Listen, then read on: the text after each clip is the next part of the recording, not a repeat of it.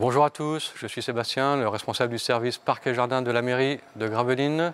Bienvenue au centre de production florale. Je vais vous présenter la petite équipe de 3 personnes qui est chargée de préparer les jeunes plants qui vont servir après pour les compositions des jardinières et des massifs floraux de la ville pour la saison estivale.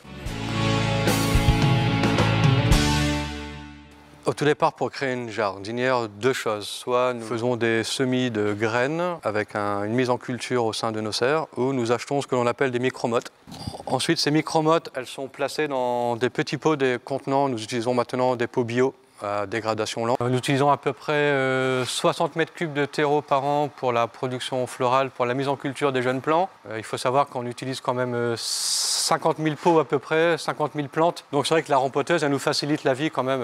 Une fois le jeune plant mis dans son pot, il est mis sur les tables de culture à une température environ de 16-17 degrés avec un arrosage régulier. Depuis 2015, nous travaillons sans produits phytosanitaires pour la lutte des maladies et des ravageurs. Nous utilisons la PBI, c'est-à-dire que nous achetons auprès de fournisseurs, de fabricants, des insectes qui sont cultivés aussi, les insectes. Par exemple, ça ce sont des petites araignées qui vont aller manger le ravageur du géranium qui est le thrips, qu'on utilise les insectes pour lutter contre d'autres insectes ou contre des champignons.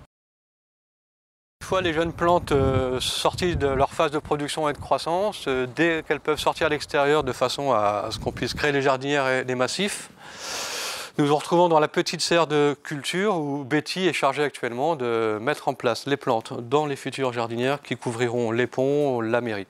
Donc il faut le savoir que sur Gravelines, c'est 190 jardinières et environ 33 massifs floraux disséminés dans toute la ville. Pour ce faire, nous utilisons un rétenteur d'eau. Donc c'est une petite poudre blanche, voilà, qui avec le terreau qui permet de garder une humidité plus ou moins constante et de limiter ainsi les arrosages.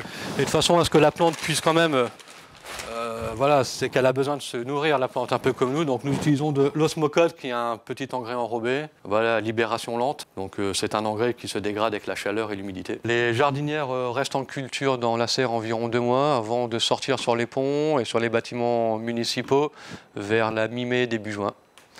Donc je vous invite à regarder un petit peu et voir un petit peu le travail exécuté par le service Parc et Jardin.